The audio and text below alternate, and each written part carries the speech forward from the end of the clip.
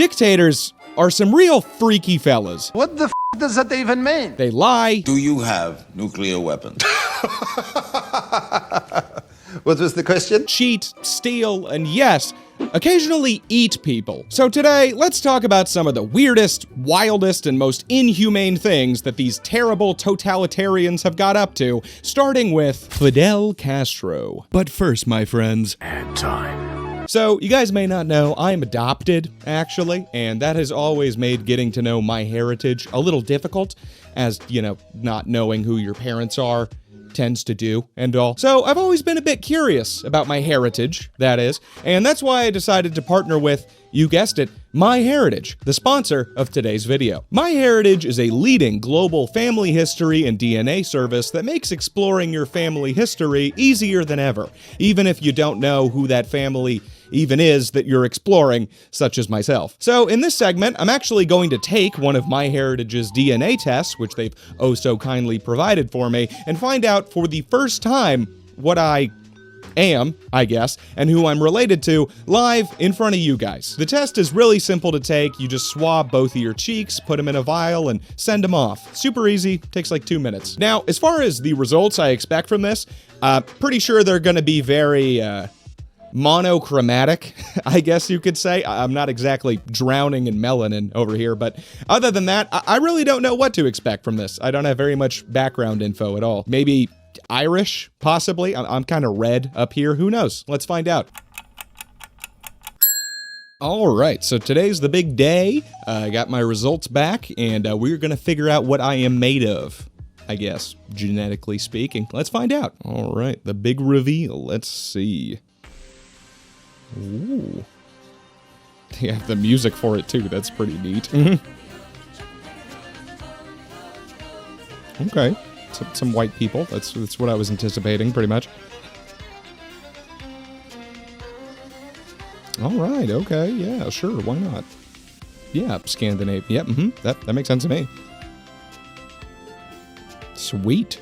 Wow, that's basically exactly what I would have anticipated based on the color that I am, but it's good to know. It's pretty cool, actually. I bet this is neat. And here's where things get really cool. Not only does MyHeritage show you your genetic breakdown, but also your DNA matches out there in the world. Personally, MyHeritage showed me more than 10,000 DNA matches from all over the planet. That's pretty neat. And MyHeritage has a promotion going on right now, so click that link in the description box below and use coupon code information to get free shipping. Who wants to pay for shipping? Nobody. Not I. No, sir. So click that link and enter code information to get free shipping, support my channel, and find out more about yourself and your heritage with MyHeritage. Click that link. Click it. A huge thanks to MyHeritage for sponsoring this video, and now let's get into it. Ad's over. Fidel Castro. Some dictators use their immense godlike power for women, wealth, and warfare, and others just, well, they just really want some milk. He needs some milk.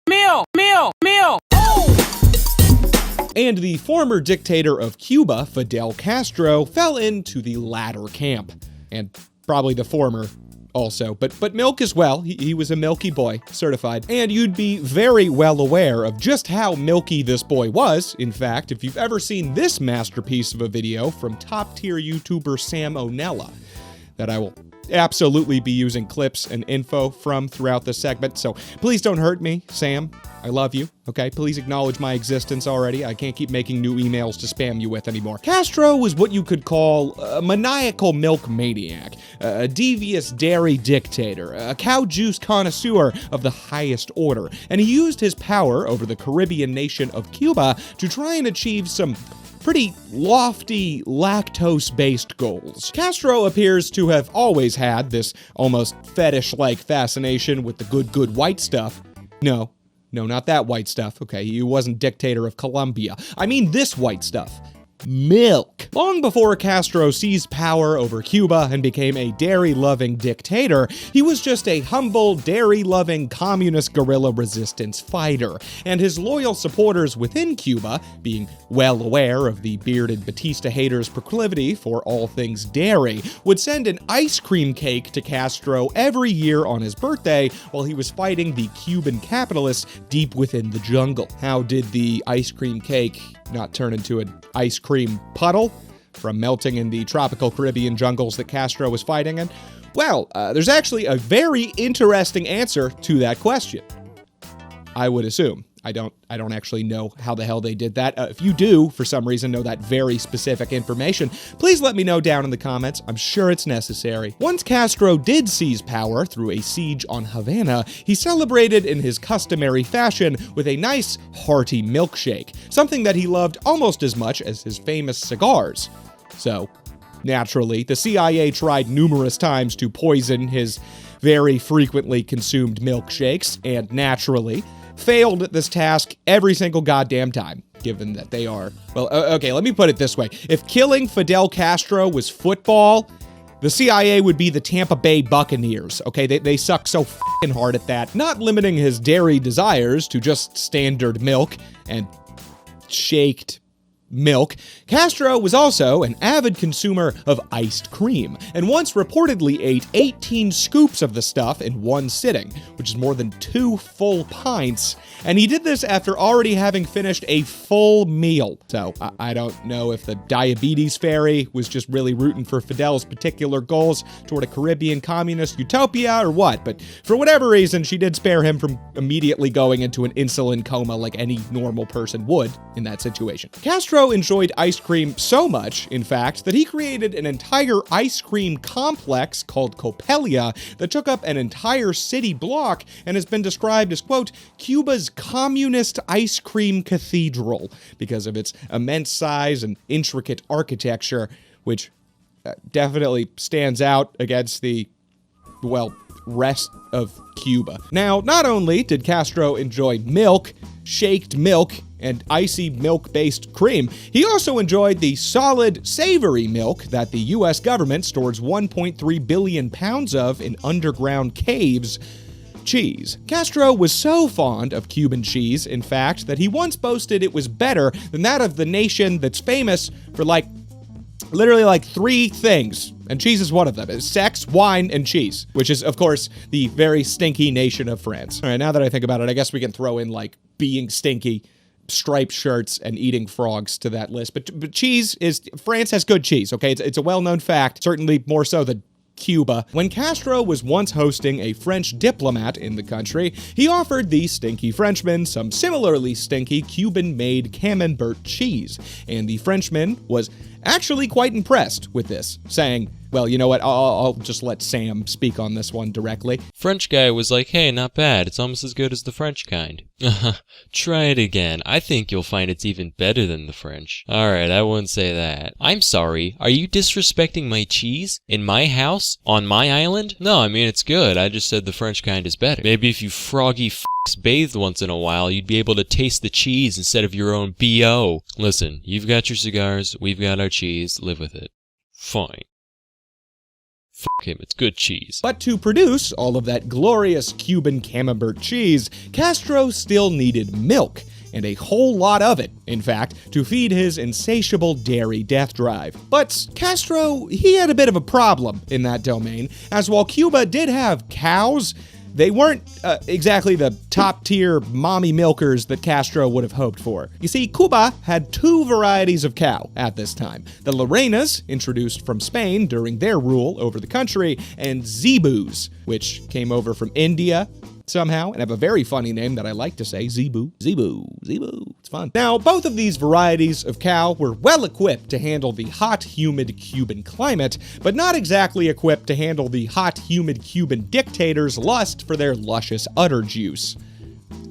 Which is to say that they didn't produce much milk at all compared to other varieties of cow, and were mainly bred for their meat. On the flip side, the classic white and black spotted cows that everyone pictures in their heads when they think cow, known as Holsteins, are total milk-making machines, just absolute dairy-dumping units. And even though they are mostly bred for cold weather, Castro thought, you know what, f*** nature, okay, I want milkshake, and imported thousands of Holsteins from Canada, of all places. Now, while Canada and Cuba both start with C, I think that that's about as much as they have in common. They are not, when you think of Canada, you probably don't imagine warm, sunny beaches and impeccably tanned yet polite locals. Okay, you think Seth Rogen, poutine, and most importantly in this context, snowy, cold weather. And Drake, I guess, but f that guy, Kendrick's winning. Trying to strike a chord, and it's probably A minor. So all of Castro's imported Canadian cows that were accustomed to cold weather and Tim Hortons show up in hot-ass Cuba and were kind of freak the fuck out about experiencing sweat and seeing a brown person for the first time in their lives, and consequently were apparently too stressed out to produce milk in the volumes that Castro demanded. So obviously, the only solution here was to build an enormous, incredibly expensive, several-acre large refrigerated AC warehouse to keep the cows at their preferred milk shooting temperature 24/7, which Castro then did. He did that. I don't know if that came off as a joke. He actually did that. He built that thing. But it turns out, shocker, cows also get kind of stressed out when they're forced to live in a giant chilly AC warehouse and never see the sun all day. So although they did start producing a bit more milk, it still was not near the amount that they pumped out in their natural Canadian habitat, and the difference certainly was not enough for Castro to keep shelling out the ridiculous amount of money that I imagine it takes to keep a giant space like that cold in fucking Cuba, so he had to scrap that idea too. Castro's next brilliant plan to get around this issue was to engage in a bit of bovine-based eugenics, and quickly got a team of scientists to embark on the valiant mission of crossbreeding these Canadian Holsteins with Cuba's native zebus, who were accustomed to the even more scorching Indian climate, to create a new, heat-hardy milk shooter the likes of which the world has never seen, one with the perfect mix of heat resistance and milk-making persistence. And this scientific effort actually paid off, with the Cuban smart men eventually successfully producing the perfect cow, which Castro dubbed Ubre Blanca, or the white udder in English, which kind of sounds like some sort of superhero heifer maintaining justice on dairy farms across the tri-state area, but no, it was just a really good cow. The white udder was so good, in fact, that it actually broke several milk-making records, with its peak milk production capacity topping out at a whopping 29 gallons from this single cow in a single day. I like those numbers. And Castro certainly liked them too. I mean, this guy had gone through a lot of bullshit, no pun intended, to produce such a creature, and now that science had birthed this heat-resistant, milky freak into existence, he was absolutely over the moon. Again, no pun intended. And he straight up loved this thing like it was his own cow-shaped daughter. But to be fair, the guy actually just loved cows in general a lot. And this admiration for our fine bovine brethren eventually led to Castro asking those same scientists to do something unholy, mostly, but also pretty hilarious. You see, Castro wanted these smart-ass science fellas to find a way to create teacup cows of sorts, tiny little dog-sized cows that could be kept in people's apartments as pets. And when the scientists involved raised the very obvious problems with this whole spitting in the face of God to create a freak of nature mini cow and then keeping it indoors in an apartment business, Castro countered their concerns with the very sane and logical solution that people would just have to also grow grass indoors on their apartment floors for the cows to graze upon. So, needless to say, yeah, the Cuban government never produced any dog-sized mini cows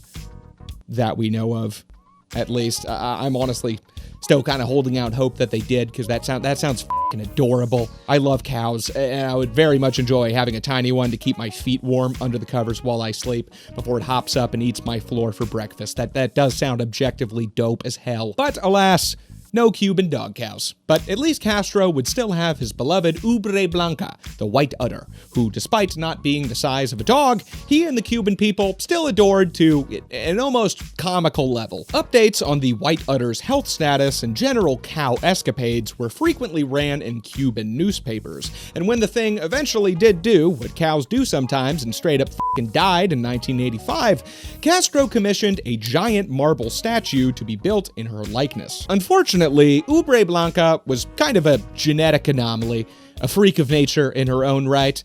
not so much as a dog-sized cow, but this one actually existed, that the Cuban scientists were never actually able to replicate, and thus the cow died before getting to breed, dickless and black-pilled, and Castro actually had her DNA harvested after death to attempt to literally clone new magnificent milkmaids in her heavenly likeness. This, though, much like those teeny-weeny dog cows, never came to fruition either, and Castro later died, never getting to see his dream of a cheese-encrusted Cuba with milk rivers flowing down the ice cream mountains into the milkshake lakes fulfilled. Truly a tragedy of cow-sized proportions. And you know what else is a tragedy? Well, everything else in this video, really. If I'm being honest, that was definitely as tame and lighthearted as we are going to get in this one, folks. It is kind of hard to get sillier than a communist dictator being more concerned about dairy products than a secret shadow government entity known as the CIA trying to assassinate him literally 600 times. But it's really going to get pretty f***ing grim from here on out, so just prepare yourself for Jean Bedel Bokassa. Jean Bedel Bokassa was the leader of the Central African Republic from 1966 to 1979, and is also known as the Butcher of Bangui, which is always a good sign when somebody somehow earns the Butcher of a place as a title for themselves. That's always a sign of good, wholesome, family-friendly activities there. Bokassa was also known as the Mad Emperor of Africa, and that title is not metaphorical, as you'll see in a second. Born in 1921 in the, at the time, French-controlled colonial state that was French Equatorial Africa, Bokassa was one of 12 children of a local village chieftain who, given that he popped out 12 little chicklets, clearly got busy!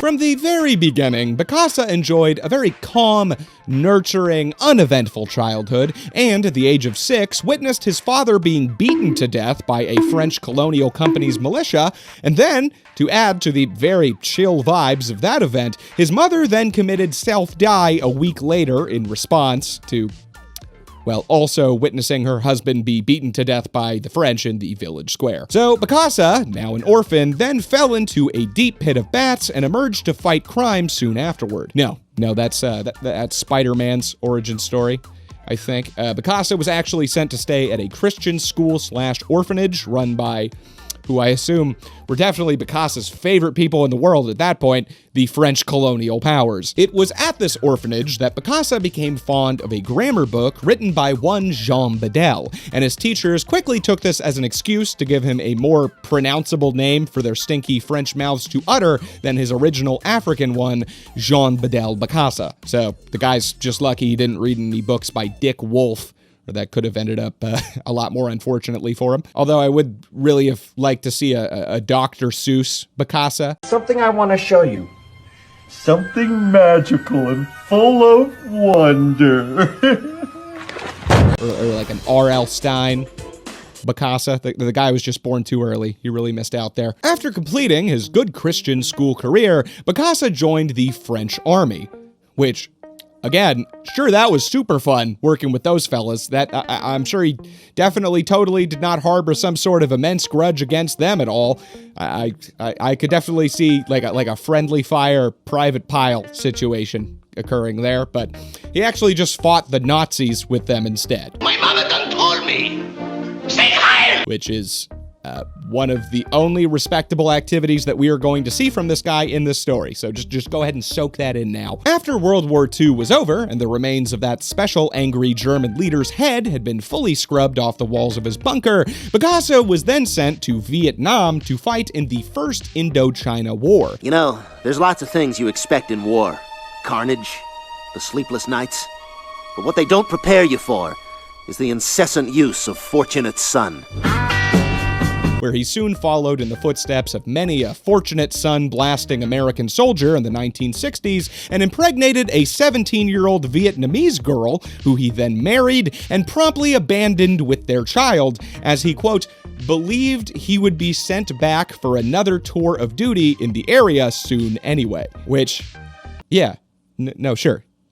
Definitely. Yeah, no, that definitely tracks. Totally not a convenient excuse to ditch your Vietnamese child wife and her Vietnamese child. Yeah, babe, I'll be back soon. Just gotta pick up some milk and cigarettes in Africa real quick. It'll take like 2 seconds, don't worry. Bokassa eventually did return to his homeland in the 1960s, and by this point, his proud nation had successfully bucked French rule and turned into the now independent Central African Republic. And Bokassa found himself in the very fortunate position of being a cousin to the sitting president of the Republic at the time, David Dachau, which, a badass name, by the way. Really fun to say. David Dachau. David Dachau. It's fun. Gonna add that to my vocal warm-ups as well. So, given that Bokassa had spent the last couple of decades fighting Nazis and impregnating Vietnamese teenagers like a true war hero, Dachau, in a move that definitely didn't involve an ounce of nepotism in any way, shape, or form. What are you talking about? That'd be crazy. You're crazy. Decided that Bokassa would be the perfect candidate to build the new nation's military from the ground up, and he eventually became commander-in-chief of the entire country's armed forces. In his new position, Bokassa acted like kind of a quirked-up colonel, frequently appearing in public wearing a comical amount of medals and intentionally sitting next to Dachau any chance he could in order to flex his big ol' politically connected penis on all the pores. Look at these fucking poor pieces of shit. Ugh. So much better than them. Don't stand next to me. Dude. I dare you to try to come up from coach and use the first-class bathroom when I'm there. I'll put my hand on your chest, okay? There's a pig trough in the back. That's for you guys. And this act, in particular, apparently really pissed off a guy who sounds like he'd be very fun at parties, the African Republic's chief of protocol, as it was, quote, not the correct order of seating at presidential tables. Dachau himself, however, didn't think much of all Bokassa's quirked-up behavior. He actually found it pretty amusing, apparently, and appeared to see his cousin as a bit of a hapless, jarhead idiot who wouldn't hurt a fly. This opinion was reflected in Dachau's response toward a lot of people in his government, telling him to be careful with how much power he was giving to his cousin. You see, Africa is not exactly known for its frequent, peaceful, democratic transitions of power, but despite many of his colleagues' warnings, Dachau was patently unworried about his cousin forcibly stealing power from him in a coup, once stating at an official public dinner, quote, Colonel Bokassa only wants to collect medals, and he's too stupid to pull off a coup. So Bokassa then pulled off a coup in 1965, and forcibly stole power over the country from his cousin Dachau. Who in the world could have possibly seen this coming?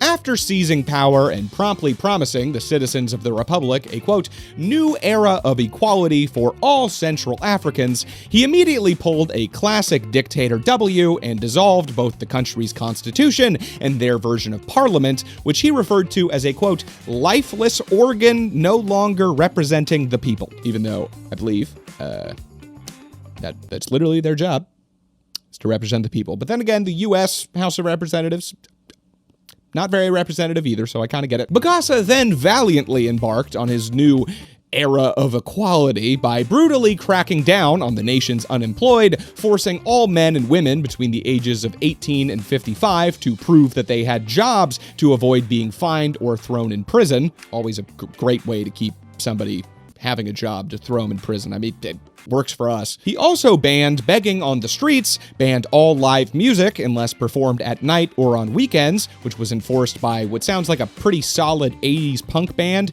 the Morality Brigade, that would patrol the country's bars and dance halls to make sure that no one was pulling a foot loose. And he also started punishing petty theft by cutting people's ears off. So, justice is blind. More like justice is deaf, right? Right. Bokassa then instituted a new revolutionary financial policy with the country's funds called fucking stealing all of it, using it to build himself a new lavish palace just outside the capital, as well as his own personal zoo full of exotic animals, where he apparently fed his political enemies to his many lions and alligators. Which, I mean, honestly, decent way to save money on the zoo food. That's good protein for those fellas. He was just giving them some enrichment, truly a caring pet owner right there. Now, if you've ever hung out with a liberal or a vegan for any extended period of time, you may have heard of special dietary restrictions. Well, Bokassa had some very special dietary additions, let's say, with a French magazine around this time exposing Bokassa's quirky little eating habits by showing photographs of human bodies hanging in a giant walk-in freezer of Bokassa's, apparently ready to be butchered and stored for Bokassa to have easy access to a little human-flavored protein pack snack. Yeah, the dude f***ing ate people. Pretty neat stuff. Bokassa not only hogged all of this human meat to himself, though. No, that would be very ungenerous and rude. He was also rumored to have fed parts of these human bodies to unsuspecting dignitaries and officials whenever they visited his palace. So that's, man, Hannibal Lecter moment for sure right there. So at first, Bokassa kept up appearances that this was just a standard temporary transfer of power, really in the public's best interest in every way, and that elections would be held in the future, until 1972, when he revealed that he had actually had his fingers crossed behind his back that whole time. Crossies doesn't count! And declared himself president for life. Bokassa wasn't quite satisfied with just being president for life, though. No, that just didn't have the right ring to it, I guess. So, in 1976, he decided to throw a little update patch on the Central African Republic to reboot the nation as the new Central African Empire, with Bokassa as its new emperor, now officially referred to as His Imperial Majesty Bokassa I, Apostle of Peace and Servant of Jesus Christ, Emperor and Marshal of Central Africa. Bokassa then threw a very chill, low-key, laid-back coronation for himself, which only cost $110 million of the poverty-stricken African nation's taxpayer money when adjusted for inflation. Yeah. No, this thing was fancier than a Fabergé egg covered in caviar and ambergris sitting in a gold-plated private jet on its way to Dubai.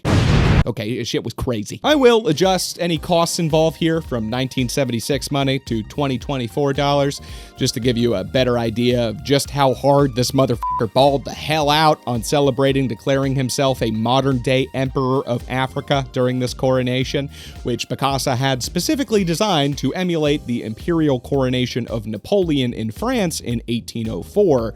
Just with a lot more Mercedes-Benz. 60 brand spanking new Mercedes-Benz, to be exact, which he had flown in from Germany, which cost $165,000, adjusted for inflation, just for the air freight delivery charges. That is not even including the actual price of the cars. Bokassa had all of these luxurious rides sent in to shuttle around the numerous foreign leaders that he had invited to this event. But he may have jumped the gun just a bit there, as literally none of said foreign leaders actually showed up to the ceremony. Not a one.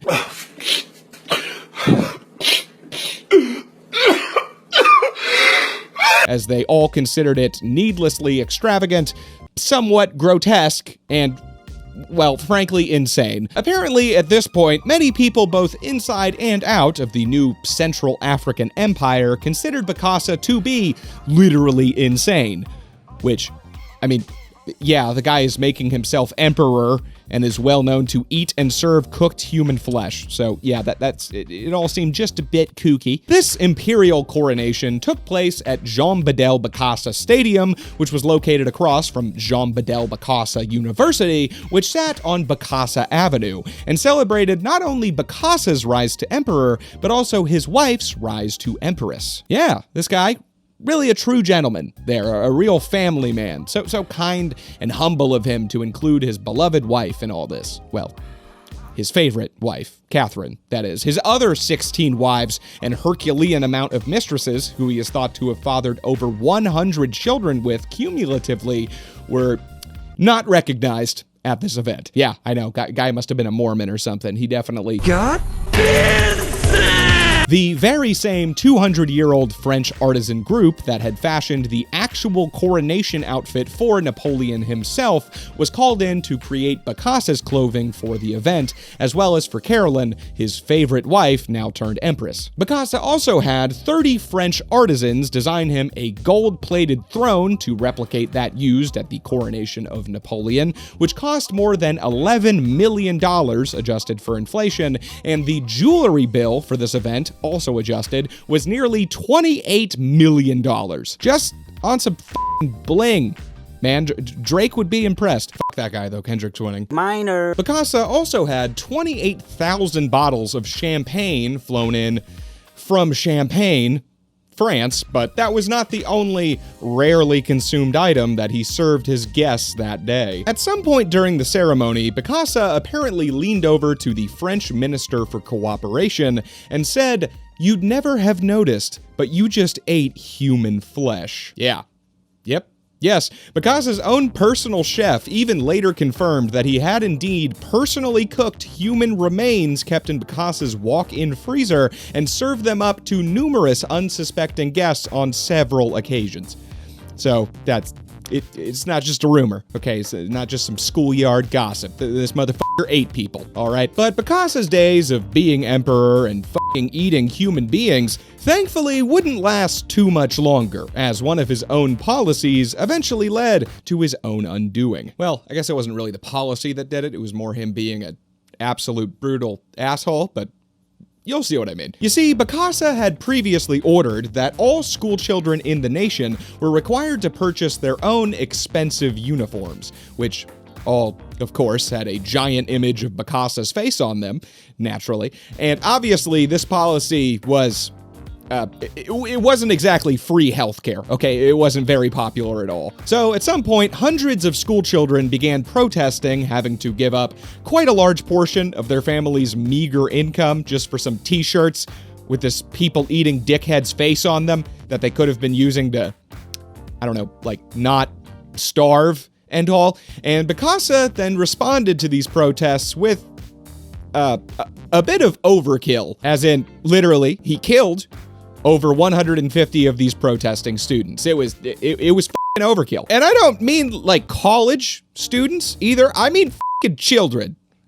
Like middle school age children, okay? Bokassa had 180 of these middle school age children arrested from these protests, and then went down to where they were held, where he personally, along with his guards, proceeded to f***ing beat these literal children so bad that 150 of them died, all just because they didn't want to buy his state-sponsored drip. Man, I mean, if anyone in this godforsaken planet, for some ungodly reason, still doubted that this man was absolutely insane, this was definitely the incident that pushed it over the edge. So, yeah, pretty immediately after word of this event got out, the French government were like, okay, all right, burning all the country's money by embezzling it on lavish nonsense for yourself, totally shitting on the face of your subjects' liberties, feeding your political opponents to crocodiles, and straight up eating and personally feeding us human flesh? That's all well and good, man. That's fine. But this whole murdering children for not wearing your face business, it's just a little bit uncool, man. Really, you went just a bit over the line this time, my guy. So the French then staged a coup, which ironically returned the guy who said Bokassa would be too stupid to coup him out of power back to power, Bokassa's cousin Dachau, and then turned the Central African Empire back into the Central African Republic, where everyone lived happily ever after, and nothing bad ever happened in Africa ever again throughout all of time. Happy time, fun, Africa land, the end. Francois Duvalier. Francois Duvalier, better known by a nickname that sounds like it should be either referring to a character on a Cocomelon-esque fever dream of a kid's show. Yes, yes, yes. I'll put them sunscreen, it's time to put on sunscreen. Or a struggling jazz musician, Papa Doc, was dictator of Haiti from 1957 until he entered into most dictators' form of retirement, death, in 1971. And during this time in power, he cemented for himself another title, the Voodoo Dictator of Haiti. Yeah, we're getting mystical with this one, folks. There's going to be some real Princess and the Frog shit going on here. Before getting into why he's known as Haiti's voodoo dictator, though, let's break down that first, much less menacing nickname of Papa Doc, which Duvalier earned, shockingly, because he was originally trained as a doctor. Hi, everybody! And would travel around Haiti trying to keep people from dying of tropical diseases. I know, what an asshole, a complete monster, but trust me, it gets worse. Now, for whatever reason, Duvalier traveling the island nation, saving people from dying a painful, diarrhea-filled death, made him kind of a popular figure to those whom he saved from dying a painful diarrhea-filled death. They thought that was pretty cool. Yeah, apparently people tend to kind of like a guy that saves the life of them or a friend or family member, as opposed to the United States' typical method of foreign PR that mostly involves indiscriminately bombing and drone striking everyone's friends and family members. Yeah, it turns out saving lives just a bit more popular than exclusively ending them, actually, and we wonder why the Middle East hates us so much. It's so confusing. Literally no idea why that might be. Anyway, Papa Doc was so popular with the locals that when he decided to run for political office in 1957, the Haitian people elected him without a second thought, because, I mean, he's a fucking literal lifesaver. You know, a force of objective good, helping people all around the country to not f***ing shit themselves to death. You know, how bad could a guy like that really be? Well, pretty f***ing bad, actually, turns out. Sorry, unsuspecting there, Haitian citizens. It's a bummer. I don't know if you're familiar with the concept of a pool shark. It is someone who intentionally will throw a game of pool to seem bad at the game of pool, and then gets you to gamble on what you would assume must be a sure win based on the previous performance of this asshole, only for the guy to then bust out some behind-the-back stanky McTwist with cheese and knock every ball into the pockets simultaneously, embarrassingly beating your ass blue and taking your hard-earned cashish. And Papa Doc here... Yeah, he literally just pool sharked an entire country. I don't think anybody would have seen this coming. Immediately after coming into power, Papa Doc got to arresting his political rivals, with an impressive 100 enemies locked up behind bars at his orders within a month of him being elected. He then swiftly got to cementing his position as Haiti's voodoo dictator by exploiting several facets of the traditional Haitian belief in voodoo and mysticism to strike fear and obedience into the heart of his subjects, making them think that he was basically a literal voodoo god. Papa Doc went about this by deliberately curating his appearance to mimic one of Haitian voodoo's traditional Iwa, or spirits known as Baron Cementi, or literally Baron LaCroix, which sounds like a fucking BoJack Horseman character that would come up during a Todd exploit, but I digress. Baron Cementi appears to me to be kind of like a Haitian Hades. He guides people to the underworld after their death and engages in all kinds of acts of cosmic debauchery, but it is also a spirit of revival. So, voodoo believers occasionally attempt to call upon him when somebody is near death to try and, well, Papa Doc them out of it, I guess. So, this guy, actually, now that I think about it, that fits pretty well, actually. Both a cosmic healer and a force for death and destruction. That's Papa Doc to a T, so I get what he was going for here. Anyway, Baron Cementi is oft depicted as a skeleton, or sometimes a black man with a skeleton face just painted on, who wears a top hat, black-tailed coat, and dark glasses. So, basically just literally the voodoo dude from Princess and the Frog. What did I say? He is also often depicted having cotton balls shoved in his nostrils, so that his whole general appearance kind of looks like a corpse being prepped for burial in the traditional Haitian style. And he also always speaks in a very creepy, nasally voice, presumably from, having cotton shoved up his nose 24/7. So Duvalier, naturally, started dressing in a top hat and black-tailed coat, wearing dark sunglasses, and literally speaking in a creepy-ass nasally voice, acting like he was basically the voodoo god of death. And that's not where the whole Papa Doc is God train ends either. No, it got a whole lot more on the nose than that, with official Haitian propaganda stating, quote, Papa Doc is one with the Iwa, Jesus Christ, and God himself. And the most celebrated image of Papa Doc at the time was him sitting with Jesus Christ standing over him with a hand on his shoulder with the caption, I have chosen him. So, voodoo and Jesus, huh? That's a spicy Christian gumbo recipe for the ages if I've ever heard one. Which, to be fair, I literally never have. I never have. I never really have. In another weird twist on the concept of church and state, Papa Doc also forced school children to recite a cover song, let's call it, of the Lord's Prayer, Duvalier edition. The prayer went like this: Our Doc, who art in the National Palace for life, hallowed by thy name by present and future generations. They will be done in Port-au-Prince as it is in the provinces. Give us this day our new Haiti, and forgive not the trespasses of those anti-patriots who daily spit upon our country. Let them succumb to temptation, and under the weight of their venom, deliver them not from evil. Amen. So that's, once again, yeah, pretty based and Jesus-pilled right there. Don't see anything wrong with that. I bet Wendigoon would 10 out of 10 approve. Still not content on just being God, literally. Duvalier also decided that he was literally Haiti.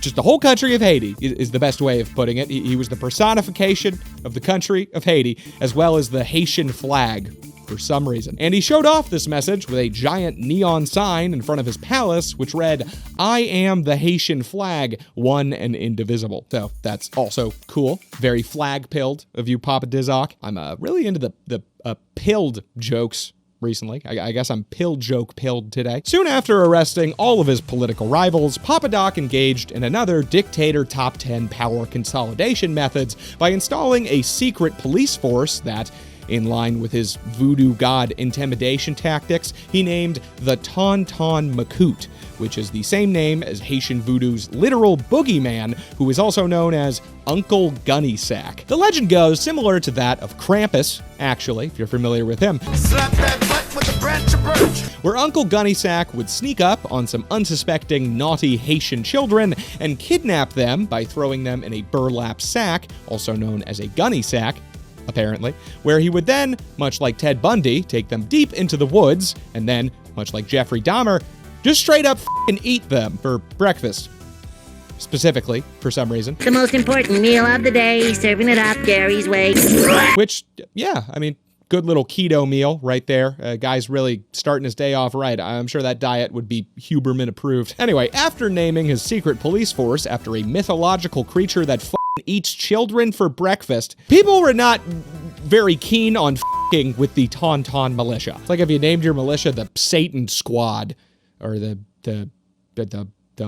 Child Eater Brigade, you know? It's scary. But the Tauntaun militia was, unfortunately, quite keen on with them, and frequently raised havoc and violently mistreated the locals, women in particular. Another fun activity that Papa Doc would have the Tauntauns engage in was hunting down his enemies, removing their heads from their bodies, putting them in a refrigerated truck, and driving them to Duvalier's personal palace to display as a reminder not to with him, lest you also want your head removed and displayed as a reminder not to with him. In which case, yeah, sure, go ahead and with him. He also apparently used these heads for legit voodoo purposes, attempting to use the heads to convene with the dead man's spirits. Yeah, apparently just killing, dismembering, and putting their severed head on display still wasn't enough for this guy. He had to literally meet up with the dude's dead-ass spirit just to hit him with a juvenile wah-wah-na-boo-boo, I killed you type gloating session from beyond the grave. There was one special head.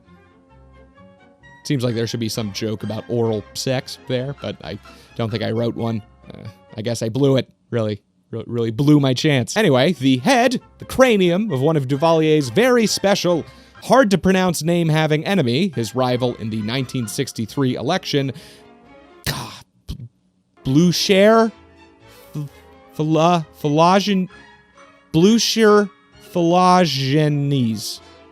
sure, was not put on display, but instead was kept in Duvalier's closet, presumably for whenever he wanted some head. There we go. We got there, boys. We did it. All right. I assume that this was done because displaying the severed head of your political rival in your personal palace looks kind of... Well, it looks like you have the severed head of your political rival displayed in your personal palace, doesn't it? It's a very totalitarian move from a guy who was supposedly still holding free and fair elections at that time. Free and fair elections where he received 100% of the vote, by the way. So... Yeah, must have been a pretty popular guy, huh? Plus, I'm sure literally skull-f***ing your political rival privately in your closet whenever your ego needs a good boost is just as good as displaying it to your enemies anyway. And speaking of political enemies, a year after Duvalier was elected, some people could already see that the Haitian public may have made a pretty massive oopsie-daisy here and engaged in a short and very failed coup in 1958. And a year afterward, in 1959, Duvalier, who was also a longtime diabetic, which is unsurprising given that he was just such a sweet guy, accidentally OD'd on insulin, which led to a, quote, massive heart attack, which then led to a coma in 1959. While Duvalier was staying in the care of his own Papa Doc, recovering via voodoo magic, he made the leader of his secret police force, the Tonton Macoute, a man named Clement Barbeau, the de facto ruler of the country during his absence. Then, when he got better, Duvalier proceeded to immediately accuse Barbeau of being a traitor and stealing his position of power, even though he, told him to take his position of power. Look, his doctor said Papa Doc was in a coma so long that he almost certainly got brain damage, so he really might have just been like... and he might have completely forgot that he made it this guy's job to run his country for a while. Said brain damage may also help explain some other very questionable decisions Duvalier made as it relates to this whole Barbeau misadventure in particular, especially because, Barbeau, from all accounts, was literally just not a traitor in the slightest in any way. That just was not true, and no one knew what Duvalier was on about there. Plus, Barbeau had actually kept Papa Doc's regime in power during his absence by putting down an armed rebellion of Cubans and exiled Haitians that were trying to take over Haiti, and the whole time that he was in power, he didn't, just kill the weak, crippled, heart attack-having ass, literally in a coma Duvalier. Anyone trying to seize the political power of a dude in a fucking coma would. But either way, brain boo-boos or otherwise, Duvalier immediately had Barbeau imprisoned in Fort Demanche, an infamous detention center where Papa Doc kept his political prisoners. Well, the ones with their heads still attached to their bodies, at least, and personally participated in one of his favorite activities, torturing people. Duvalier had peepholes carved into the prison's interrogation chambers so he could sneak a quick little peeping torture Tom session in whenever he felt like personally observing the war crimes that he'd personally ordered. Not content with just observing said war crimes, Papa Doc also often took time out of his busy schedule to personally join in on these torture sessions, which, in addition to your standard CIA-esque enhanced interrogation techniques, also reportedly included sometimes dissolving parts of the torturee's body in sulfuric acid while they were still alive, which sounds awful, but it's not the worst one we're gonna get to in this video. Stick around. So, Papa Doc threw the almost certainly non-traitor Barbeau into this super chill hangout torture spot. Then, for some ungodly and very uncharacteristic reason, Duvalier actually ordered Barbeau to be released after 18 months, which we could also probably chalk up to the brain damage. Not a good decision to do. So, at this point, Barbeau was pretty f***ing pissed off that he was put in charge of the country by this dude, did, by all accounts, a great job running the place in his absence, and then got thrown in torture jail for 18 months, all because Duvalier had a teeny-weeny bit of the brain damage and just got confused. So, soon after getting his freedom back from being erroneously sentenced for not actually plotting to overthrow Duvalier, Barbeau actually started plotting to overthrow Duvalier, for realsies this time. Barbeau's plan was a simple and time-tested strat of kidnapping the guy's children, which apparently, for whatever unspecified reason, failed, forcing Barbeau to flee into the Haitian jungle to escape Duvalier, adding his head to his closet collection. Guy was not trying to go back in the closet, all right? He was loud and proud at this point, and he could not have that conversation with his parents again. Now, this is where that whole weird-ass brain damage decision-making thing really starts to play in here, as after Duvalier's massive manhunt for Barbeau was not turning up anything, Duvalier, for some ungodly most likely voodoo-based reason, became absolutely convinced that Barbeau had transformed into a literal black dog to evade capture. This then naturally led to Duvalier ordering that all black dogs in Haiti be fucking killed on sight. Definitely the worst thing that he or possibly anyone has ever done. Really, I fucking love dogs. That is such a dick move, especially for doing it in this for this stupid ass illogical brain damage based reason. Like, come on, bro. What the hell? Like, if you're gonna do that, at least there's got to be some sort of like super AIDS that all the black dogs are spreading to everyone, and the only possible way is to kill all of them. And even then, it's like still pretty fucked up. So Duvalier's manhunt, not dog hunt, did eventually lead to him finding Barbeau in human form, not as a fucking dog of any color.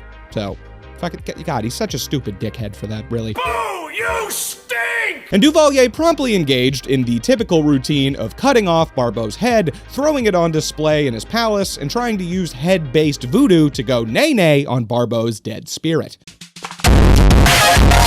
Some other fun voodoo-based antics Papa Doc got up to relate to our American nation's certified sexiest president, George H.W. Bush. Can't even say that with a straight face. I am just kidding. That guy looks like if Skeletor shoved himself into a poorly made skin suit. No, I'm talking about John F. Kennedy.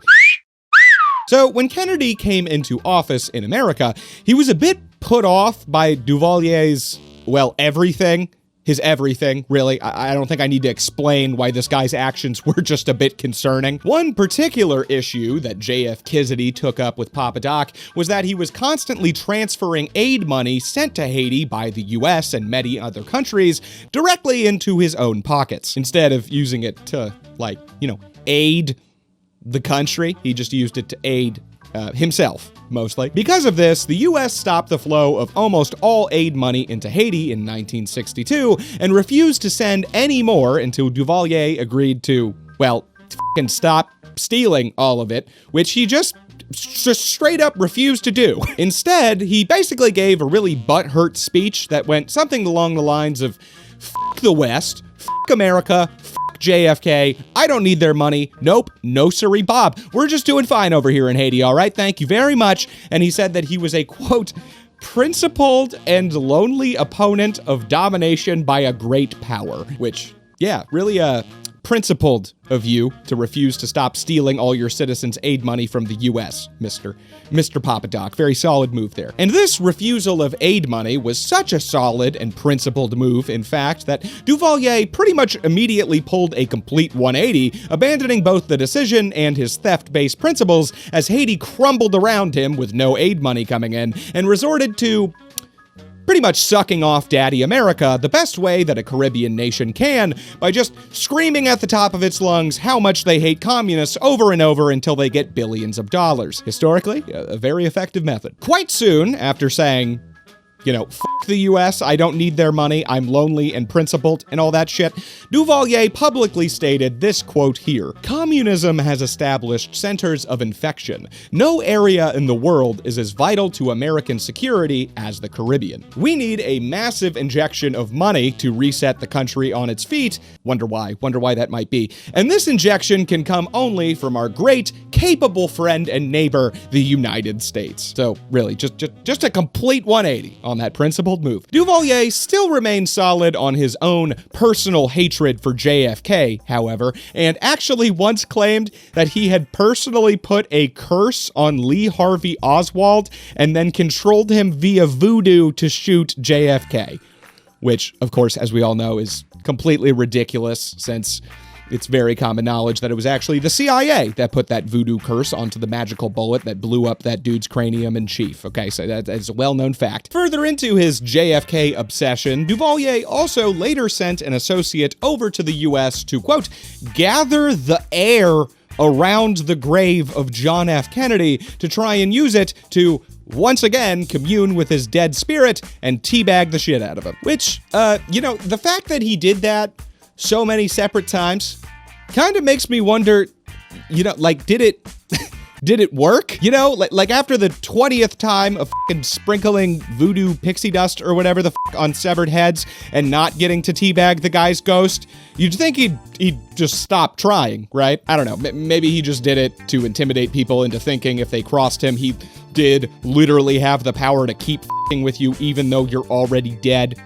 which is admittedly probably a very successful tactic. But eventually, come 1971, Duvalier would no longer have a chance to commune with the dead spirits of his enemies, as he became a dead spirit himself, being succeeded by his son, known as Baby Doc, who definitely totally ran the country super well and was a very trim and sexy man, and there's never been any problems in Haiti since, forever and ever. Good time, fun Haiti world. Okay, moving on. Francisco Macias Nguema. Probably the most insane dictator ever, period, possibly, but almost certainly on this list was Francisco Macias Nguema, the leader of Equatorial Guinea from 1968 to 1979. Macias is also known as the Pol Pot of Africa, which would make quite a bit more sense to you if I had time to cover the actual Pol Pot like I had planned to.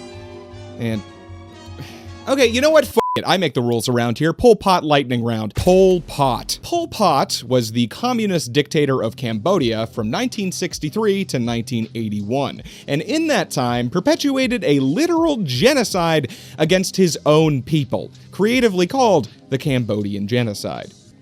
So, not a very cool dude. As you can tell, not very cash money at all. Pol Pot was born in 1925, was originally named Soloth Sar, and by all accounts was born to a comparatively quite rich family by Cambodian standards, and was educated in some of the finest schools in Cambodia and Paris, which shocked the shit out of me, honestly, when I first learned that, as it makes no sense at all, given, well, literally everything he did after coming to power, but we'll get there in a sec. And educated is also kind of a misnomer. There, he went to the finest schools in Cambodia and France. He actually made a very active effort not to learn fucking anything in school, which, unlike him being born rich, actually makes completely perfect sense with what he does after coming to power. Just wanted to, that's necessary context. Instead of going to school to learn stuff, Sar instead spent his time in Paris being radicalized by communist revolutionaries bent on overthrowing French rule and changing his name to Pol Pot, short for potential politique or potential politics in French. And if you have no idea what the fuck that means, or the significance of it in any way, I'm right there with you, brother, but this is a lightning round, and we are moving the fuck on, okay? All I know is it sounds cool when the dead Kennedys say it, and that's all you have to know, too. It's a holiday in Cambodia! After failing all of his classes in Paris from, once again, making an active effort not to learn shit and doing communist revolutionary type beat things instead of his homework, Pot returned to Cambodia in 1953, where he galvanized left-wing elements in the country to form the Communist Party of Kampuchea, which is the Cambodians' native official term for Cambodia. During the Vietnam War in the 1960s, very callous decisions made by Richard Nixon, and particularly by the dead asshole Henry Kissinger, led to the United States bombing the absolute living shit out of Cambodia, killing thousands of citizens in exchange for trying to hit South Vietnamese targets that were hiding in the neighboring country, Cambodia. It was kind of similar to the situation going on in Palestine today, actually. Pretty messed up stuff. Author and professional chef Anthony Bourdain put the situation pretty well, saying, quote, "Once you've been to Cambodia, you'll never stop wanting to beat Henry Kissinger to death with your bare hands." This intense bombing campaign caused public opinion in Cambodia to shift away from the US-aligned Cambodian monarchy and toward revolutionary groups like Pol Pot's CPK. The CPK grew in power and numbers, and eventually overthrew the Cambodian government, and had complete control over the entire country by 1975. Pol Pot then used this complete control to, well, institute some very outlandish, preposterous, illogical, and, in a word, stupid fucking policies. Pol's goals here were mainly based on the idea that Cambodia needed to free itself from the shackles of modern urban capitalism and return to an agrarian society of humble farmers, which would then naturally somehow turn into a communist utopia. Much like many things about communism, this all sounds pretty good on paper, but in reality, well, you'll see. To achieve this goal, Mr. Pot forcibly relocated everyone in the cities and urban areas out into the Cambodian farmland to work, and replaced the few necessary positions filled by people in these urban areas with uneducated Cambodian farmers. He basically did a little switcheroo there, you know. He took away as much urban shit as he could, but the few things that needed to be done, he put the farmers in, and he just took everyone else and put them to farming. This was fucking stupid, like I said, and led to both complete mismanagement of important civil functions by the uneducated farmers who were used to, farming, as well as a total food crisis spurred by the educated urbanites now forced to farm who were used to doing, the important urban civil functions that the farmers were now fucking up and not farming, This whole thing was a complete and utter disaster, but Pol Pot was determined to push forward anyway and cover up all the cracks in his shit-filled plan with the flex tape that is mass murder. I, Pol Pot, cheer for genocide. See, the way they thought about it, there was no food, right? But hey, if there's also no people to eat the food, then there's no problem, right? That makes sense, right? Yeah. That's it, yeah. This appears to me to be just exactly how Pol Pot and his regime, known as the Khmer Rouge, saw things as they started killing people, many of which pretty much indiscriminately for the smallest of things that made absolutely no sense. Here is just a short list of things that could and probably would get you killed in Pol Pot's Cambodia. Being against the Pol Pot government, being against communism, being Vietnamese, being Chinese, being Thai, being any kind of ethnic minority really, being a religious minority, being a Buddhist monk, being previously rich, being educated, being able to speak multiple languages, just vaguely seeming smart, literally just wearing eyeglasses, and finally, being a human male. Or woman or child, but mostly a human male. That made it just slightly more likely. By the time Pol Pot was removed from power, his regime had killed more than a quarter of Cambodia's total population. This led to the forced labor farmland, which Pol Pot had basically turned the entire country of Cambodia into, being referred to as, quote, the killing fields. And a common phrase said by the Khmer Rouge militia to those they executed was, to keep you is no profit, to destroy you is no loss, before they would usually murder the poor soul with a pickaxe in order to save bullets, and then bury their bodies in a shallow grave under the field to act as fertilizer. They literally used their bodies to grow more food.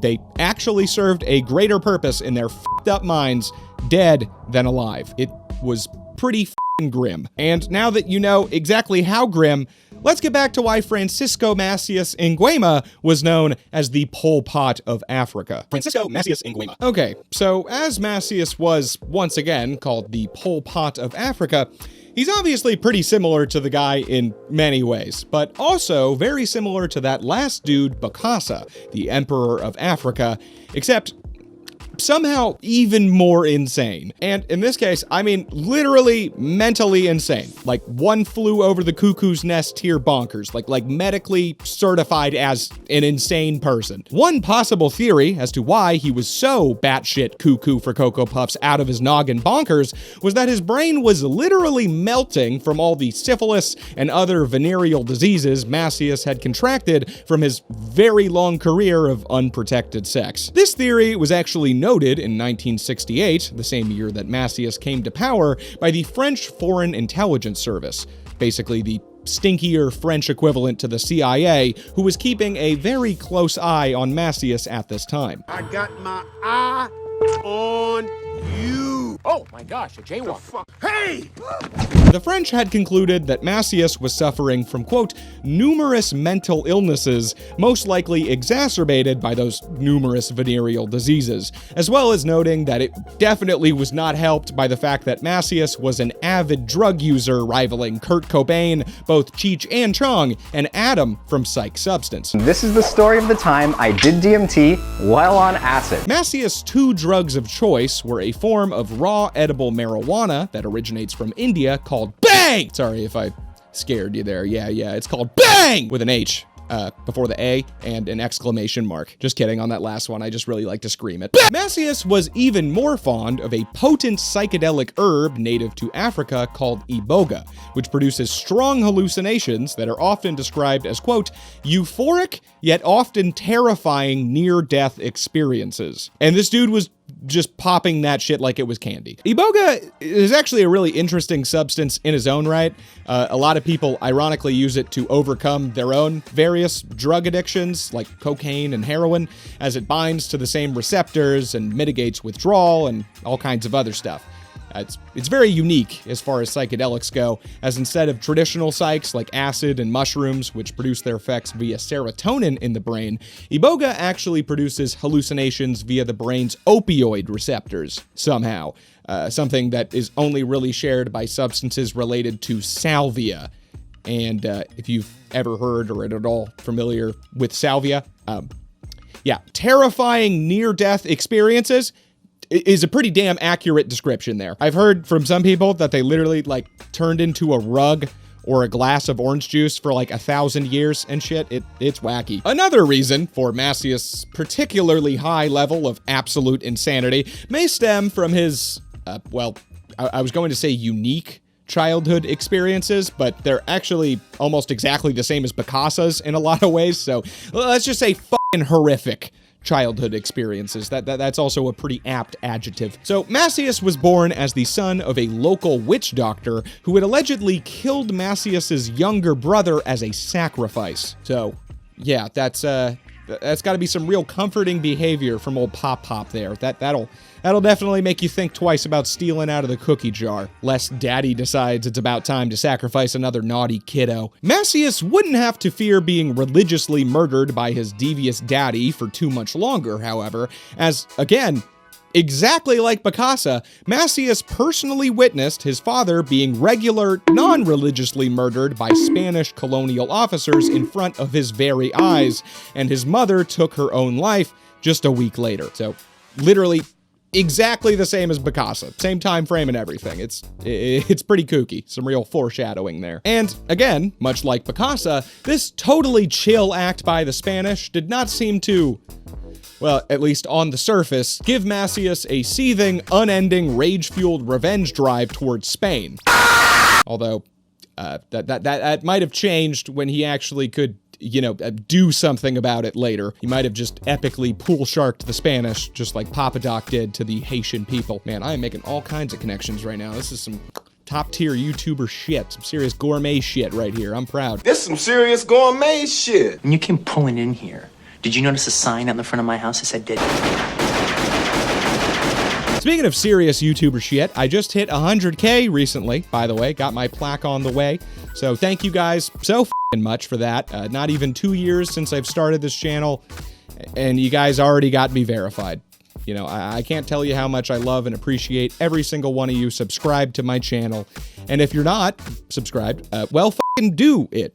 Do that. Hit the button. What are you waiting for? If not, you're dead to me. Thanks for the view, though. At least like the video. That'd be pretty epic as well. Anyway, Macias's awful serial killer-esque childhood didn't stop there, though, as he actually barely survived through several bouts of tuberculosis as a young child that almost killed the young lad several times, and left him with a profound phobia of death, which, kind of ironic, given that he was constantly giving himself near-death experiences with iboga later in life.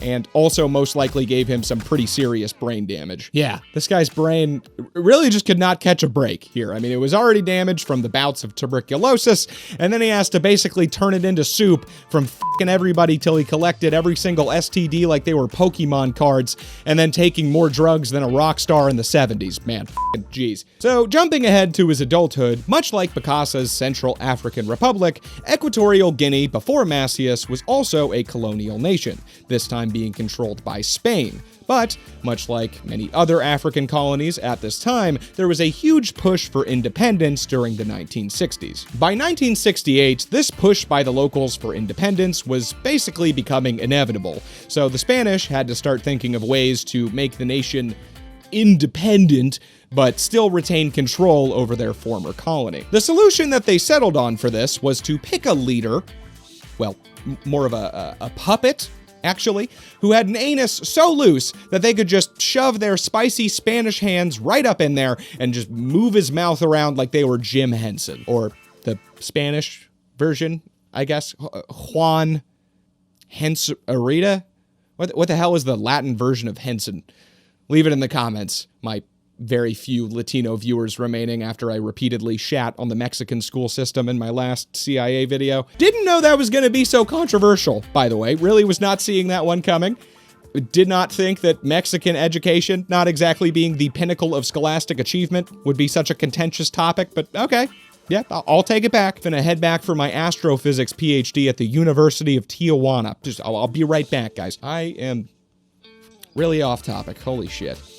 To everyone thinking during that Pol Pot segment, what kind of a lightning round is this? This is more of a soft rain round, a slow molasses-esque round. Yeah, f*** you. My videos are just 90% tangents at this point, okay? That was the best I could do. So, the Spanish thought to themselves, who do we know that has the loosest anus available? Who is so goddamn mentally unstable that he's basically not even a person at this point. More of just a mech suit for us to shoot our influence out of, like a ranged attack in Mortal Kombat. Who could possibly fit that description?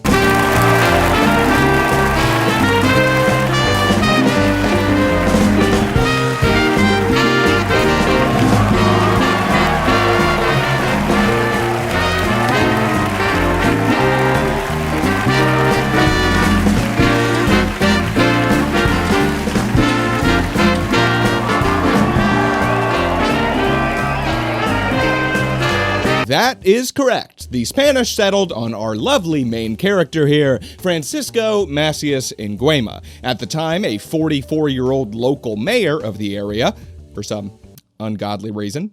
Which I actually know for once. It's the same reason that they're promoting him again to the leader of the entire country. He was simply a puppet for the Spanish. And the Spanish actually appeared to have been grooming Macias for this position for quite some time, as his meteoric rise from a humble court interpreter to mayor to leader of the entire goddamn country in less than a calendar year was just, it was just a little impressive for a literally illiterate, obviously mentally unstable drug addict. Which, by the way, how the f*** do you even be a court interpreter if you literally can't read or write? What was he just f***ing painting hieroglyphics of the court proceedings?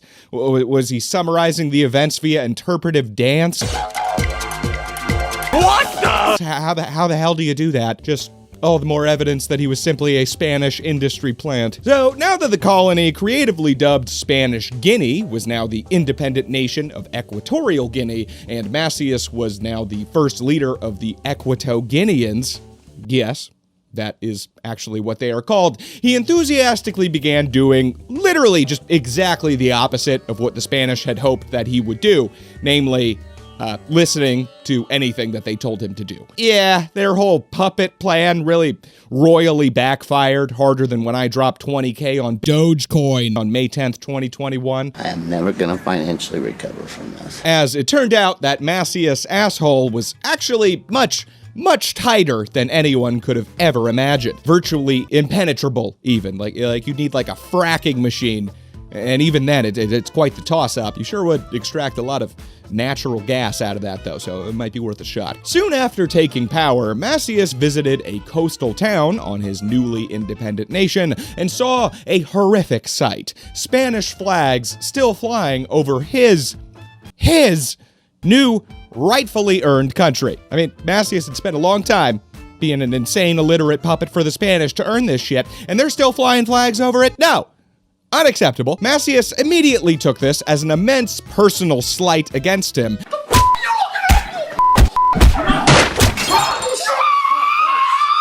And responded with an order as level-headed, compassionate, and well thought out as a revenge tweet from Donald Trump, telling all of the locals to literally hunt down and murder any Spanish inhabitants in sight, like they were black dogs in Haiti. In addition, all radio stations in the country were soon ordered to begin daily broadcasts of vehement anti-Spanish rhetoric to really cement the nation's hatred toward their former European overlords. So, yeah, like I said, massive backfire, Mr. Country of Spain. Sometime after this, Macias actually went to Spain, very ballsy move there, to give an impassioned speech. Now, this speech was not to apologize or even to rage against his former colonial masters. Macias instead, for some unknown reason, launched into a lively defense of the skinny mustached man himself, saying that H to the I to the Adolf Hitler was actually the, quote, savior of Africa, and that Macias himself was a, quote, Hitlerian Marxist. Whatever the hell that means. Now, clearly the CIA didn't hear this speech of his, as Macias' head didn't mysteriously explode as soon as he described himself as any kind of Marxist, Hitlerian or otherwise, and Macias returned to Guinea thoroughly unassassinated to engage in the typical maniacal dictator starting maneuvers. Macias swiftly rounded up his political rivals and the former figureheads of the country before torturing and executing them in some very almost impressively creative ways that we will get into in a minute, as well as killing 10 of the 12 government ministers in the country and replacing them with members of his own family. He also made his nephews the head of the military, as well as basically every other facet of government, and also, been saying this a lot and you'll keep hearing it, for some strange, unknown reason, he promoted a former football star to the nation's head of medicine, despite having no previous medical experience to speak of, besides, I assume, maybe some treatment for multiple concussions. Although, I guess football in this instant probably means soccer, since they're in not America land, so maybe treatment for faked injuries to get the other team a yellow card? I guess? I don't know. I'm American. I've literally never seen a soccer ball, only burger and machine gun with cheese. So, moving on to the creative methods that he used to eliminate these undesirable elements, in something very appropriately named the Christmas Incident in 1969, Macias decided to have a red Christmas, let's say, by...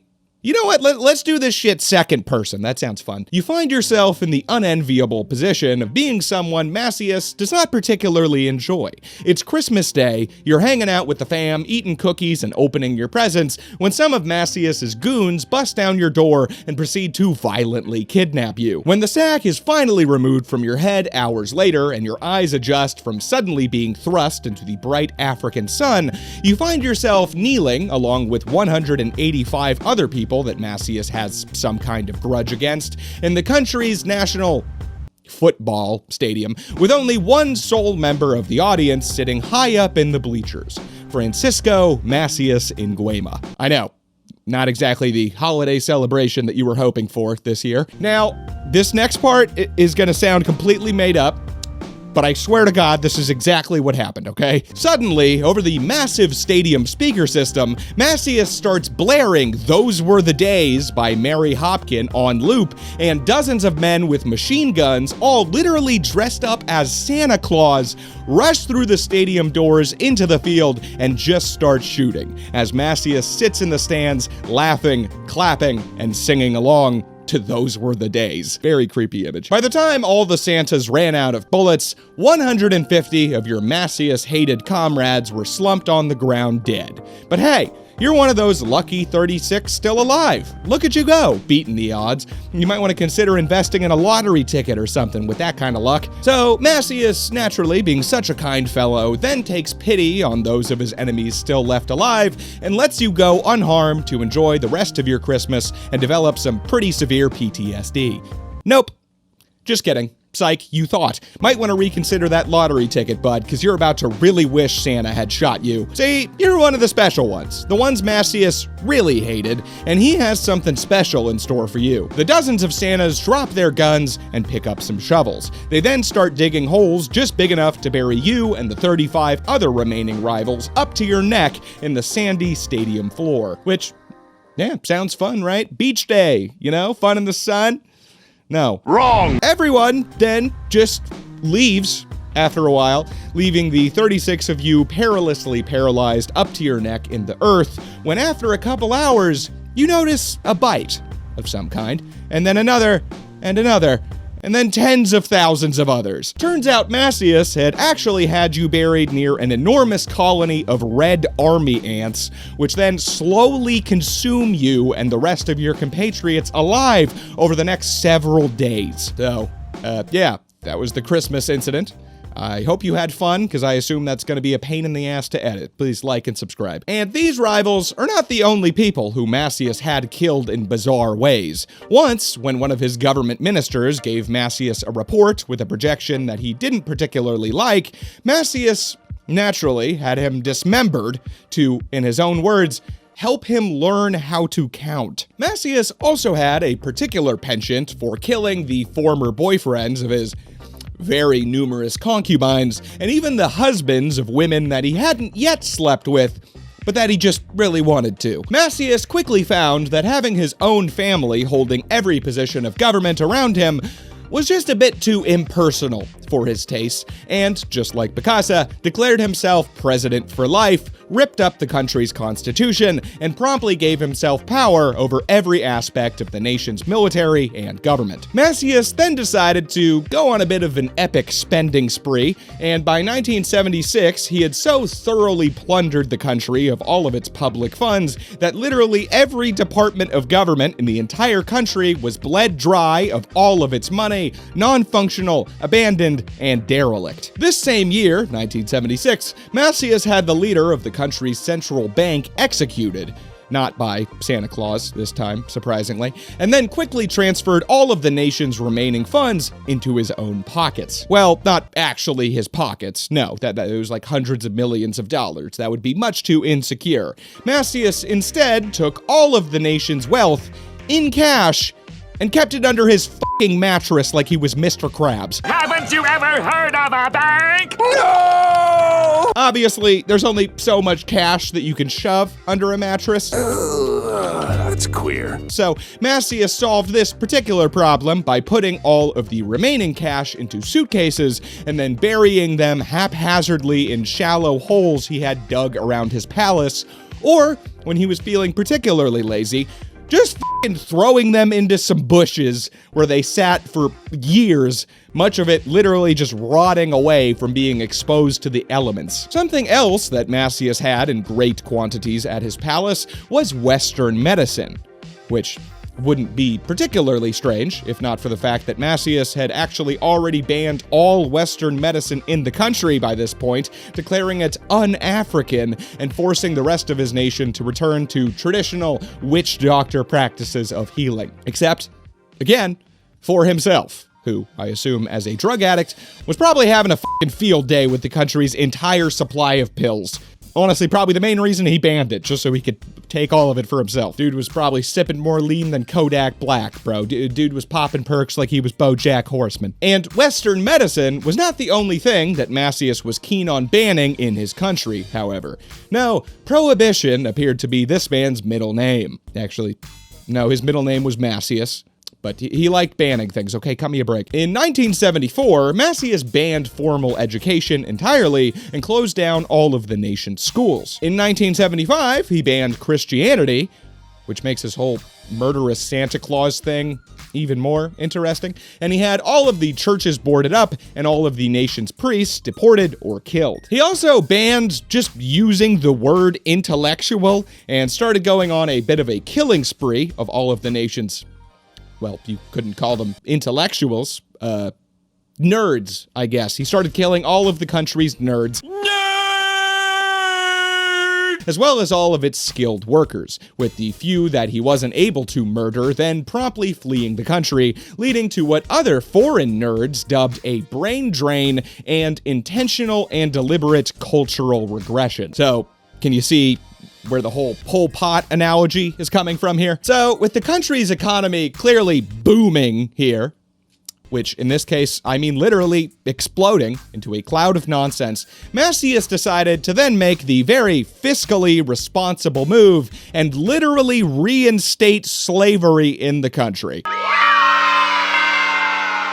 All of this nonsense then led to tens of thousands of Equatoguineans fleeing the country as they weren't too keen on, being enslaved, mostly. And to prevent this white flight, or I guess black retract of all of his nation's innocent civilians, Macias had the only road leading out of the country lined with mines, had all of the land borders of the nation booby-trapped with spikes, and patrolled by his militia 24/7. And he also banned the use of boats to prevent those attempting to pull a Jack Sparrow and make a nautically based escape. He was so committed to this particular boat ban, in fact, that he actually burned the country's entire fleet of fishing boats just so they couldn't be used to flee this hellhole. So, by literally turning his country into pretty much an open-air prison during his rule, Macias earned Equatorial Guinea the new nickname of the Dachau of Africa, after, of course, the notorious camp from the 40s for people who needed to focus better.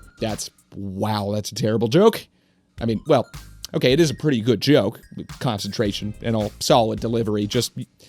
like I said, I don't know who the hell is still letting me write my own scripts over here, okay? I'm like a typical Delaware citizen with a prescription pad right now. I'm just writing bad scripts all day long. During all of this crazy bullshit, the country's supply of lubricant had apparently run low, and I don't mean like Astroglide, I mean like industrial lubricant. So Macias decided that it was just unnecessary to use, banning its use entirely in the nation's Malibu power station and telling its workers that he could keep the place going solely using his, quote, witch doctor powers. Yeah, so it straight up exploded a couple of days after that.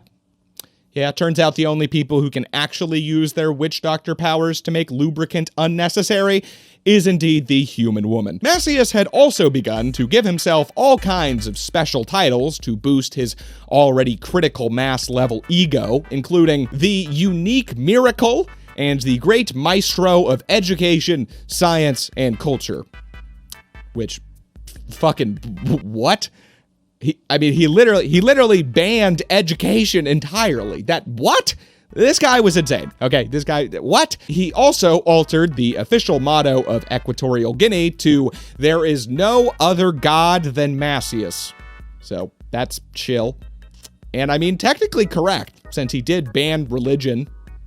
So, that might be accurate, legally speaking. By 1977, the whole country, much like your mother, was looking pretty goddamn rough, with the capital city all but abandoned, all government buildings in shambles, no functional public facilities, and not even any electricity, on account of the whole power plants exploding because no lube and not enough witch doctor powers thing. I mean, the whole place basically just looked like the beginning of Fallout 3 here, and the economy was even more non-existent than it previously was, with no money and no agreed-upon informal currency like bottle caps. The only trade going on inside the country at this point was running off the barter system. Shit was literally medieval, my man. And where exactly was Macias during all of this? Well, he was holed off, isolated in his own personal palace, slowly losing his mind. Well, when he wasn't kidnapping the few remaining foreign nationals too stupid or unlucky to find themselves still in the country in order to try and ransom them off to their home countries for a much-needed cash influx, that is. So, as previously mentioned, at this point, Macias was basically a hermit and was on a sharp mental decline from his already well below sea level mental state. He had always had a habit of talking and muttering to himself, but now he was apparently going deaf, so he took to just straight up screaming at himself instead. The rare times that Macias was seen by others, he was often observed not only to talk, or I guess scream, to himself, but also to people that weren't even there, many of which were already dead, and many of those Macias had already personally had executed himself. And Macias not only screamed to people that weren't real, but also threw lavish feasts and banquets with the country's paltry remaining funds for guests that, again, just did not exist, like the f***ed-up totalitarian version of an 8-year-old having a tea party with her Squishmallows. Macias had also collected quite the array of human skulls at this point, from his frequent murderous rampages of rivals, intellectuals, and just people that looked at him funny, and he would talk to these skulls at length very regularly, like the, again, up totalitarian version of Tom Hanks in Castaway, often arranging them around himself by the campfire at night and discussing state policy with them. Hey, Mr. Skull, should I kill the leader of the National Bank today and steal all the country's money? Wow, that sounds like a great idea, Macias. You're looking awful sexy and breedable today, by the way. Thanks, Mr. Skull. Hey, Mrs. Skull, I'm thinking about reinstating slavery. You have any thoughts on that? Well, I mean, that actually sounds pretty fucked up, man. I mean, the arc of history is long, but it bends towards justice, you know, and this really just seems like a major regression, not only for yourself and your nation, but for your entire ethnic group and humanity as a whole. Mr. Skull, you have the floor. That sounds tight, dude. Rock on. Diddly diddly diddly diddly diddly doo. But apparently, his trusted bony buddies here neglected to remind Macias to do, I mean, basically the one and only thing you have to remember to do to keep power as an African dictator: pay your goddamn soldiers. And this little lapse in judgment would end up being Macias's final downfall. At some point in 1979, the National Guard requested money from Macias to pay his militia, and instead of expending the calories required to dig up his rotting suitcase money buried in the yard, Macias decided that it would be way easier to just kill everyone asking him for money instead, including his own nephew, which, yeah, problem solved, right? I mean, life gives you lemons, you kill all the lemons in their families, right? It's simple economics. When life gives you lemons, don't make lemonade. Make life take the lemons back. Get mad! I don't want your damn lemons! What am I supposed to do with these? Do you know who I am? I'm the man who's gonna burn your house down with the lemons. I'm going to get my engineers to invent a combustible lemon that burns your house down! Macias's other nephew, Teodoro, seeing that Macias was clearly not above, you know, killing his nephews for trying to perform essential financial functions, decided that he had to do something about this, rallied a bunch of the military, who at this point were pretty fucking tired of having an insane person leading / not paying them, and arranged a coup, storming the nation's capital and seizing power over the country. This was, as far as coups go, comparatively quite easy, as Macias hadn't actually set foot in the nation's capital in years, preferring to hole up talking to skulls and gooning in his private palace. And when he was told that this coup was going down, he quickly dug up most of the suitcases full of the country's stolen cash and started frantically throwing them in his car. When the car was completely Tetris to the brim, full of rotting cash, and could not physically fit anymore, Macias had the rest of the money, about $100 million worth, burned as just a final f*** you to his entire nation before fleeing into the African jungle. He apparently didn't flee very well, though, as he was rounded up just days later and hauled into the capital to face some serious comeuppance. Macias was swiftly put on trial for murder, torture, treason, embezzlement, and literal genocide. I'll fucking do it again. And the verdict, just like me and your mother, came quick, and it came hard, with the court sentencing Macias to death. Macias however, furious and insane, publicly vowed in a rage that he would use his magical, crazy person powers that made that power plant explode to return from the dead and haunt anyone that had the cojones to actually kill him. This then led to a very interesting situation where Macias was indeed sentenced to be executed, but literally no one in the country could be found that was actually willing to kill the guy. Eventually, 6 foreign soldiers were brought in to do the deed, who proceeded, much like an American police officer with an unarmed black teenager, to shoot him 101 separate times, just to really make sure that he was dead enough to not haunt anyone involved afterward. Because Swiss cheese can only haunt your bowel movements, kids. There's just too many holes. Again, just like your mother. So, at the time that this f***ing maniacal, insane asshole took power, 220,000 people were living in Equatorial Guinea. And by the time that he was finished, there were roughly only 20,000 people left, with an estimated 50 to 80,000 being directly killed and 125,000 successfully fleeing the country. So, in other terms, by the end, Macias's rule had left the country with a population decrease 2 to 3 times higher than the fucking bubonic plague. Yep.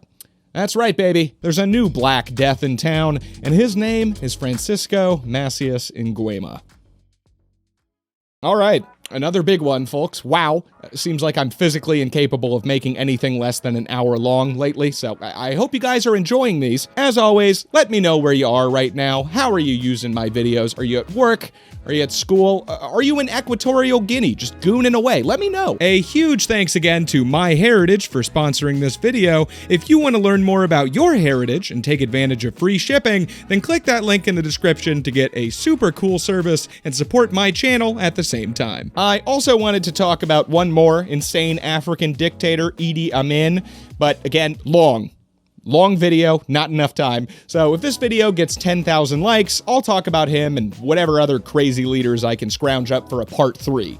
I'm sure there's plenty more out there I haven't covered yet. If you have any suggestions, leave them in the comments, please, for people, more dictators to talk about. I love doing these videos. Which, oh yeah, reminds me, I don't think I mentioned it. This is a part 2. There's actually another dictator video I made. So if you want some more crazy antics from totalitarians, make sure to check out this video here. Dictators were some real goofy goobers. It's got some pretty fun stuff.